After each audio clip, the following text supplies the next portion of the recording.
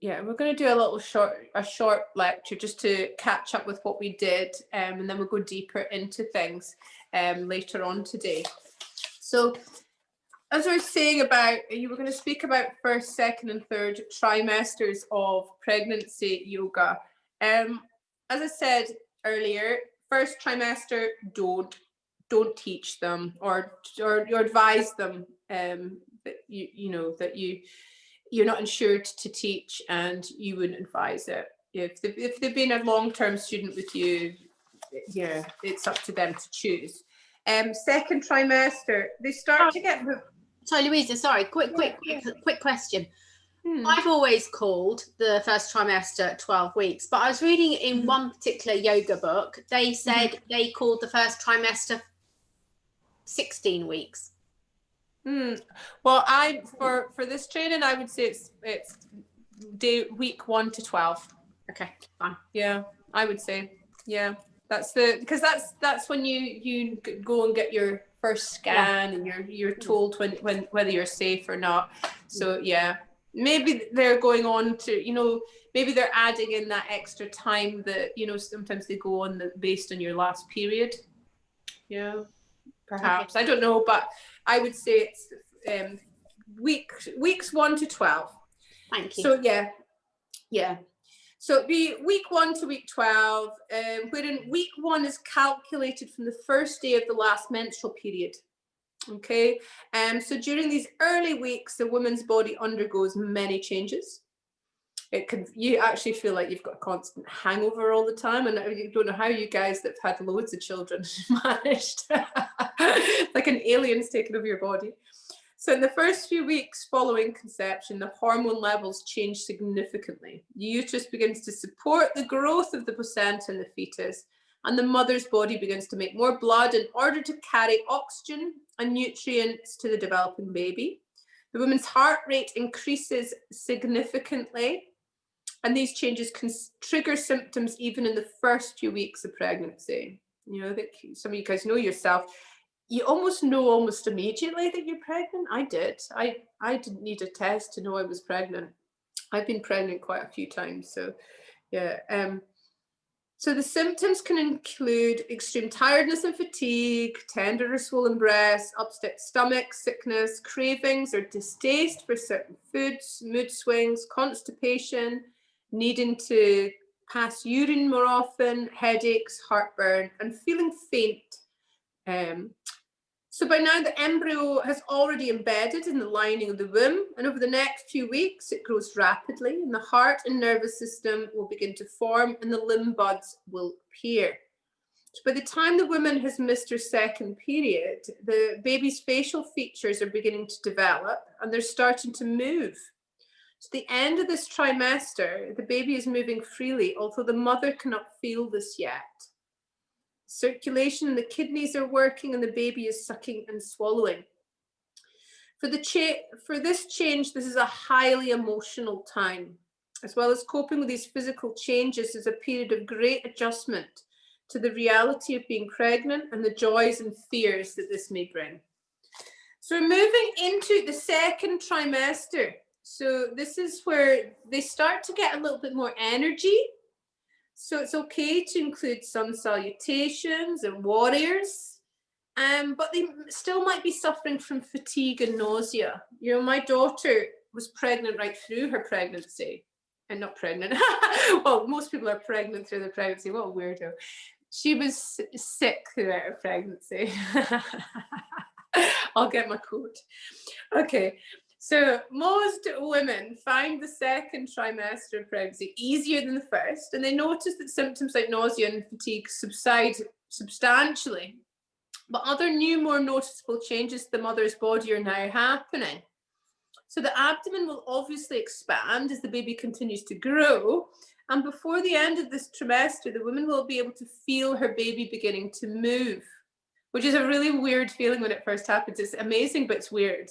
So I remember the first time Levi kicked me, I was in Miss Selfridge, and it was the song Sub, ain't no love and there ain't no use. I'm a terrible singer, by the way. But it was just like that moment when you're like, oh my God, this just happened. So the Selfridge is always, you've got something is in my heart, because I always remember Levi kicking me there. So you'll always remember these moments in your life, and it's like little screenshots. Amazing. So it's referred to as the quickening, and it can be felt typically in the 4th month, more specifically in the 20th to the 21st week, or by the 19th week if the woman has been pregnant before. So it's not uncommon for some women not to feel the fetus move until much later. Many women bloom at this time. I can say I didn't. Because they have increased energy, and any anxieties that the mother may have had, they may be resolving. She becomes accustomed to the idea of her new arrival. I was working full-time in a bar when I was pregnant, up till I was heavily pregnant when I was 20. So I was having to change barrels down in cellars and stuff like that, and deal with drunk people. And it was when smoking was still allowed in bars. It was not the greatest. So anyway, during the 2nd trimester, some women experience body aches in the lower back, the abdomen, the groin, and or the pelvis. They get numb or tingling hands. So carpal tunnel syndrome is something that happens. So if you're going onto your hands and knees, you know, when we're going into tabletop position and we're doing cat-cow, sometimes the carpal tunnel syndrome, it can be too much for them. So you can get them to take their hands into a fist if they want. You can get them to support themselves with that. So they sometimes get itching on the abdomen, palms, and the soles of the feet, and disturbed sleep, wild dreams, and hot flushes or sweats. Okay, so it's a period of rapid growth for the baby, with a skeleton and even the fingernails developing. So the baby now develops a pattern of waking and sleeping, and the movements are clearly felt by the mother. So by the end of the 2nd trimester, the baby is usually capable of surviving if they're born, as most of the body's organs are functioning, and the baby is already practicing breathing movements. So then we move, so that is from weeks 13 to 28. It's the 2nd trimester. So 3rd trimester is weeks 29 to 40. So that's when they start to become very fatigued because of the lack of sleep, hormone changes, carrying a heavy weight as well, and then the anxiety of the labor that's just about to happen. So you will need to give more alternatives and modifications for ladies in the 3rd trimester.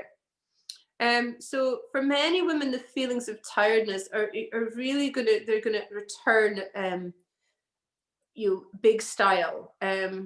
So the results in increased pressure in all of the women's body systems as well. They get breathless, backache, pain in the pelvis. The baby's head's going to engage. The fetal head descends into the pelvis, so it relieves pressure in the upper abdomen, and it allows a renewed ease in the breathing as well. So the baby's position severely reduces bladder capacity, which increases further as the baby's head settles into the pelvis. So I think though, this thing with you having to get up in the middle of the night all the time to go for a wee. I still do now, because I got from all my pregnancies. It's just that you end up getting up in the middle of the night to do your wee, but the thing is, when the baby comes, you've been so used to getting up to go for a wee that you get up with your baby. So I think actually it's your body's way of training you to be able to get up with a baby, because you're not getting much sleep when you're pregnant. So heartburn's also experienced by some. My daughter got it really bad. So because the stomach is compressed by the baby. So this is sometimes the most challenging trimester. You can also get this, I got terrible cramping in my feet in the middle of the night. So you get shortness of breath, heartburn, swelling of the ankles, fingers and the face, tender breasts, disturbed sleep, and the baby's dropped and it's moved lower into the abdomen. So the last 3 months of pregnancy is a period of growth for the baby. So it builds fat stores, it's ready for the birth. The hair and nails are growing too, and the skin of the baby looks less wrinkled. And the tiny body looks more rounded, and the lungs are developing and preparing for the birth in the outside world. The baby will have established a sleep and waking cycle, and mum will be aware of periods of activity during the day and night. And the baby's movements are a good sign that he's getting adequate nutrition from the mother. And I'm sure some of you guys who've been pregnant before will remember that the fear you get when they don't move for ages, they just have a sleepy day. You're like, oh my God, my baby stopped moving. And then it's just because they've decided to sleep more. Yeah. So postnatally, so once they've had the baby, teaching postnatal ladies, there's an increased likelihood of injury because they've still got these hormones in their bodies where their joints are going to be their joints and their ligaments are going to be so much looser. So they're going to be able to go further. So you're going to strain yourself more. So get them to really be aware of that. There should be more of an emphasis on nurturing. It's very much from an Ayurvedic perspective, they should be resting more.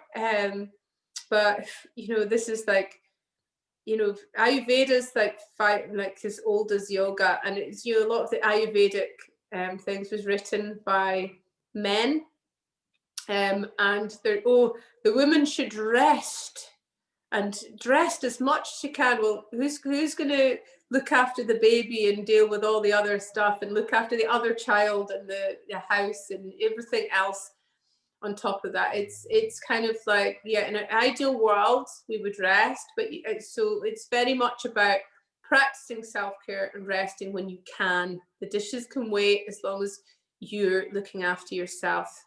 Yeah. So if they've had a C-section, you're not going to have wide hip openers or warrior twos, and you're going to stay away from spinal flexion and rotation. And you're not going to have any big back bends either. But we're going to speak about how you would teach postnatally. So a lot of people, because it's difficult for them to, they'll have the baby. So it tends to be, you can do a postnatal class if, but who's going to look after the baby? So that's why we've got mother and baby class. So I'm going to teach postnatal class, like how you would teach postnatally, because they could do it when you could teach an online one that is pre-recorded for them for when their baby's having a sleep, or you get them to bring their babies. And it's a sense of community. And you'll find that, I know that in the Haven, in Stonehaven, where I used to run trainings, so Julia, that runs the Haven, she trained with Sally Parks as well, and she was running mother and baby and pregnancy yoga from the Haven, and she found that by running you have the pregnancy yoga, and then you move on to the mother and baby yoga, and from that they form like a really lovely group of people. So they tend to have, at the end of term, they go for a coffee with the mums and the babies. But as the babies are growing older, the mums have really found the yogas so beneficial to them that that's when they continue practicing with you and they become your students. So this is something that, and then some of you guys that have done the children's yoga, then you've got these ones as your little kiddies yogas, and then they go on to do the teens, then they go on to adults, and then they become teachers. I've got a few kids that, well, they were kids that I started teaching them in primary school, and then they moved up, and now they're yoga teachers. So it's lovely to be able, can you imagine if you did that with babies and then they became a yoga teacher? Oh, that would be amazing. But yeah, I'm really lucky to have some yoga teach. I've trained some. I didn't train them as adults yoga teachers, but they've come back to me and trained as teens or kids yoga teachers. But I've taught them as kids, so that's a lovely feeling. But can you, like, just being able to give the gift of yoga to people that you to how to practice and how to connect with each other is amazing. So you can do pregnancy, then mother and baby, and then they will probably stay with you and and practice with you. So it's really lovely. So we're going to move through the different cycles of like how we would teach and different contraindications and stuff like that. So while we're at it, I'm going to just speak through a couple of contraindications and exercise injuries during pregnancy, but we're going to go a little bit deeper from that. So there's hormone changes. So so it can affect their mood, and it can, and it can also, it's also going to be affect their ligaments, as I said. So they've got estrogen and progesterone. They're the chief pregnancy hormones. So going through a serious menopause just now, I'm lacking in estrogen immensely right now. The increase in estrogen during pregnancy enables the uterus and the placenta to improve vascularization, transfer nutrients, and support the developing baby. So progesterone levels are also extraordinarily high during pregnancy. And the changes in progesterone cause a laxity or loosening of the ligaments, and therefore the joints throughout the body. So I would say, I remember a while back asking Sally Parks, I'd said to her, like, so because you're speaking about how restorative yoga is great for pregnant ladies. So I'd said, so what about yin yoga? Is that good? And she was like, oh, I don't know much about yin. But the more now I'm teaching a lot, and I've trained as a yin teacher as well. I would say pregnancy and yin is probably a no, because basically yin is stressing the joints. So restorative is active relaxation. That's really what you need in your life and pregnancy. And then the yang side of things, like working with the hatha yoga, you're strengthening and stretching the muscles, which is really good. You're working with the fascia and moving the prana through your body and increasing the vibrational frequency. Yin, yes, you're working with the meridians, which is great, but stressing the joints when you've already got your ligaments and your joints are already prone to being overstretched anyway, I would say you wouldn't pop as much yin stuff into pregnancy. So I remember asking her that, and she wasn't sure. I now, from teaching and practicing, I would say yin isn't something that you would teach. Ashtanga, yin, these ones are restorative, and the hatha style is fine.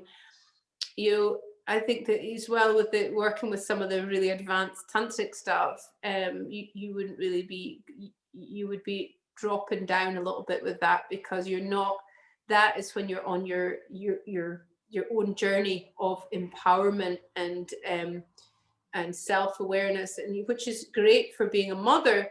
But if you've got a baby inside you and you want to really harness prana, there's so much alchemy involved with that. I think you stick to coming more into the more physical aspect as opposed to the esoteric, working with the energies. And you work the vayu you would be working with would be apana.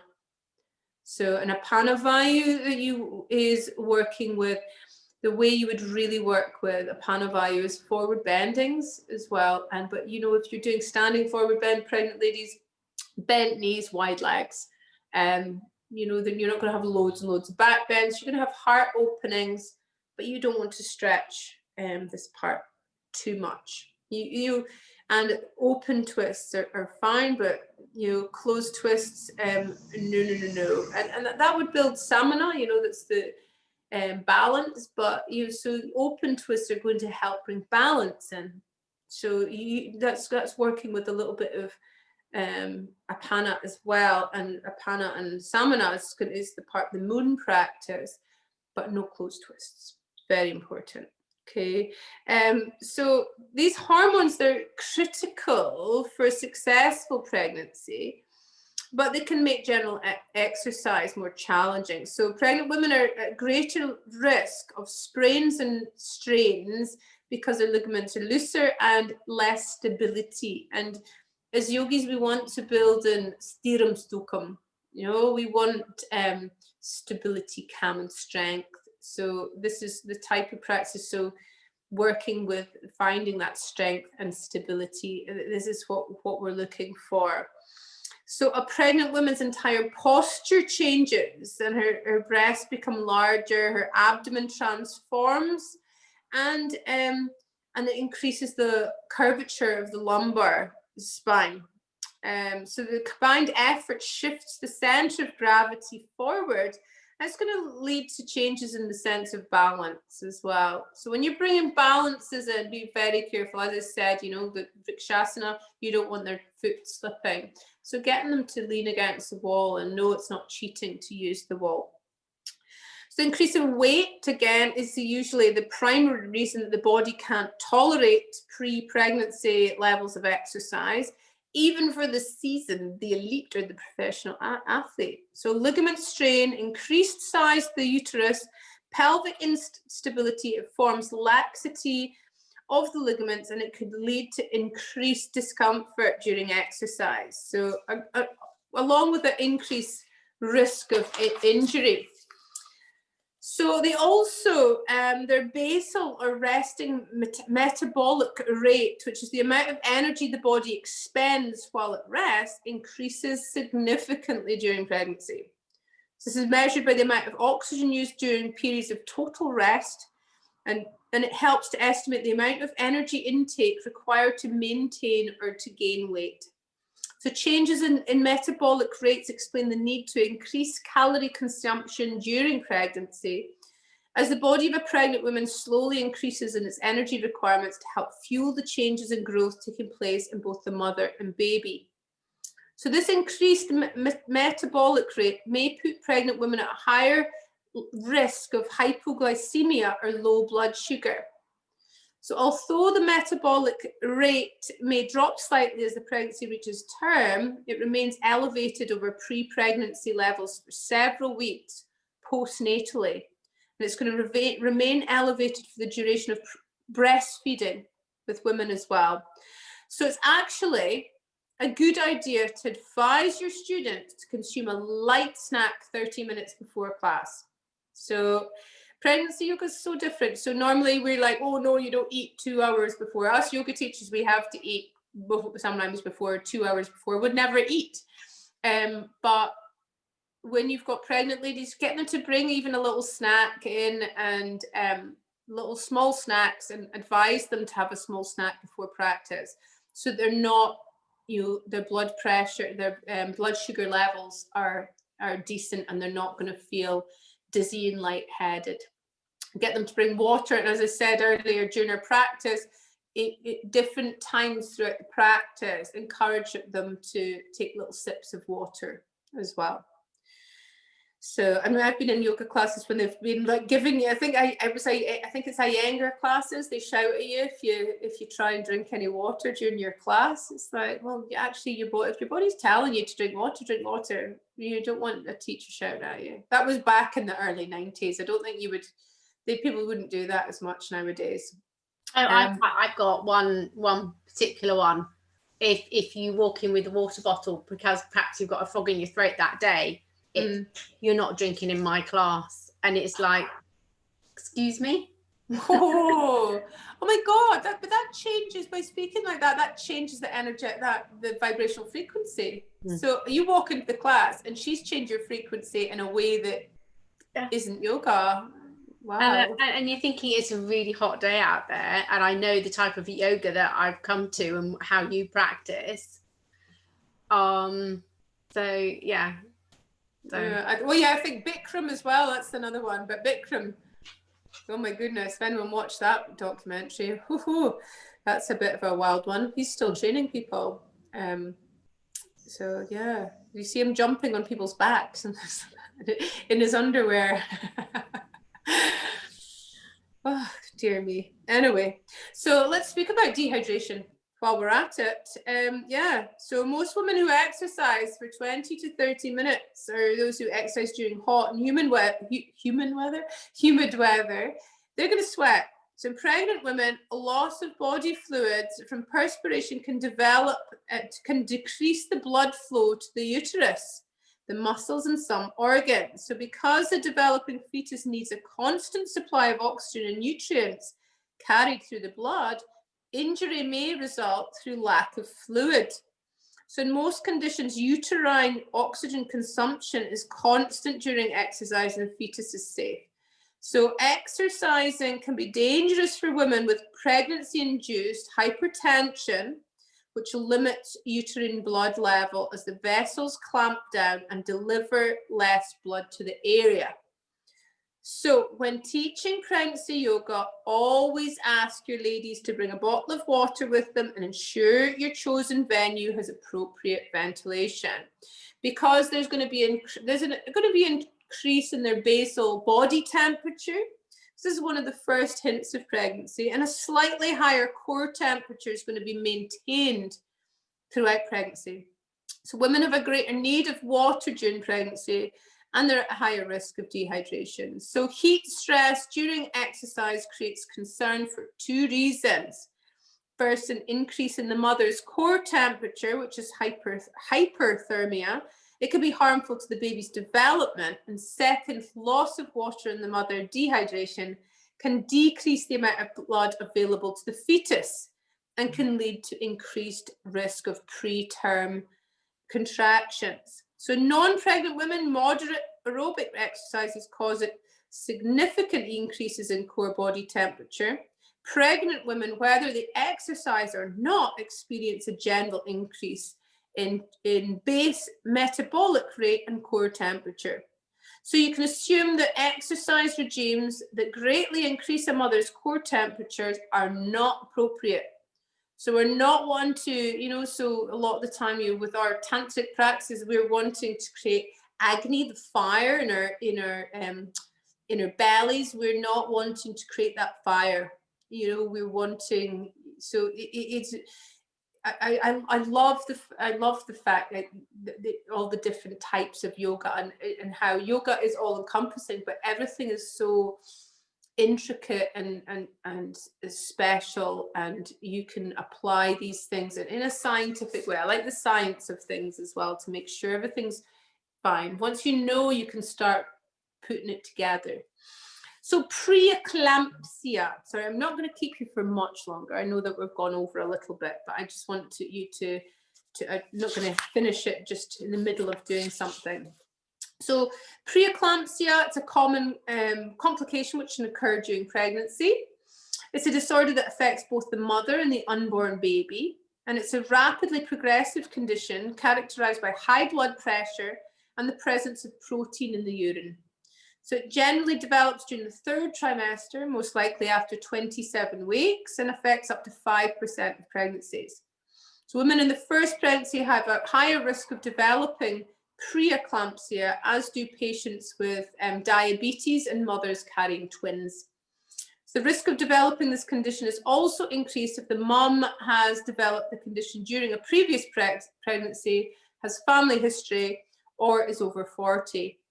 So preeclampsia occurs when there's a problem with the placenta, which links the baby's blood supply to the mother's. Preeclampsia causes the flow of blood through the placenta to be reduced, and this means the baby won't get enough oxygen and nutrients, which may restrict growth. So treating preeclampsia, the mum's going to be monitored closely to determine how serious it is, and to see whether a hospital stay is required. So the only way to cure it is to deliver the baby. So the mother will usually be monitored regularly until it's possible for the baby to be delivered. So it's normally around 37 or 38 weeks of pregnancy, but maybe earlier in more severe cases. So labor is normally induced with this. So it's likely that if a woman has severe preeclampsia, she will not want to be or able to do any yoga or exercise. Okay, so it's still wise to be aware of these symptoms of this condition. And if a woman has this condition and wants to attend a class or private session, I would advise against it. Okay, so no, just say no to preeclampsia. So we spoke about pelvic girdle pain, and we're going to go deeper into that. So I'm not going to go into that right now because there's a lot of things you can do with that. So we're going to go speak about that later on, and about your spinal issues as well. But I'm going to stop here and let you have a nice wee lunch before we come back. Has anyone got any questions before we come back? No questions. But what time are you coming back? Because I'm not sure how much I can make this afternoon, to be honest. Yeah, no, that's fine and dandy. We normally do, when we're doing the lives, it's normally back at 3:30, and then we have a little break, and then we tend to finish about 6. Okay. 3:30 till 6 is our time. So it's normally 9 till about 11:45, 12 is the usual, but we've gone over a little bit because we've had a few little breaks, and then it's 3:30 till 6. Okay. And then I'll post other stuff in your group and stuff like that. But as you know, as always, these 4 days are dedicated to you. So if you've got any questions, anything, I will get back to you, and I'm there if you need to talk as well. All right. So I still need to post your exam papers into the group. So you've got an exam paper, and then what I wanted you, obviously, always you do for these 40 hours, you would teach an hour's pregnancy yoga class, but I don't want it to be just, I want you to let me know at what stage in pregnancy, or if it's for a specific condition, or, so I want there to be the reason for the type of, I don't want you to churn out a generic pregnancy yoga class for me. So if, we're going to go over certain things like kyphosis or pelvic girdle pain or cesareans. So you can do a postnatal class that could be somebody's had a cesarean or something, or you can do a lady with sciatica who's in, but I want you to, if you're good, you'll teach an hour's class, put it into the group so we can see it, or if you feel shy, you can just send it to me. It's all good. It's nice for you to share each other's practices though, because you learn from each other too. But yeah, I want you to start thinking about what type of pregnancy yoga class or postnatal class you would teach, and what you would do. It's just for you to start thinking about how you would apply it. But I mean, today is first day 1, so don't go, oh my God, how would I do that? Well, it's because of you're only a few hours in. Okay, so it's all fine, but this is what I would expect for you for your exams. So a lot of people are like, and what do I do? If you've not taught with me before, I know that some of you guys have already done 40-hour courses with me, so So I normally put the exam papers into the Facebook group for you to do, and then you send me a video of yourself doing an hour's class that's specific, with an explanation of what you want to achieve with it, and you don't have to have it all done by Sunday, don't worry. Okay, so you have up to a year to complete, so you can work it around your lives. Okay, right, so have a lovely afternoon. It's been great for you guys to join me, and I will hopefully see you at 3 or at some point this afternoon. I'll leave the meeting room open in case you're running late or you're having to do stuff. I think you've got children to deal with and things like that. But hopefully I'll see you, and every day is going to be 9 till 12, 3:30 till 6. So you have a long break, but it's just so you can work on your stuff. If you're, I know Laura likes to fire through, get intense. She immerses herself and gets it all in. So yeah, something. And Lisa, you normally fire right through as well, actually. Yes. Yeah, no, normally I'm a little bit more organised, and I've planned it and arranged life and childcare around it and cooking, and having only recently decided to go for it. And yeah, but that's fine. This is the joy of it. This is the joy of online. We can just adapt and flow with it. It's all fine and dandy. Okay, so enjoy your lunch, and I'll hopefully see you very soon. Okay, guys. Thank you. Bye. Lots of love.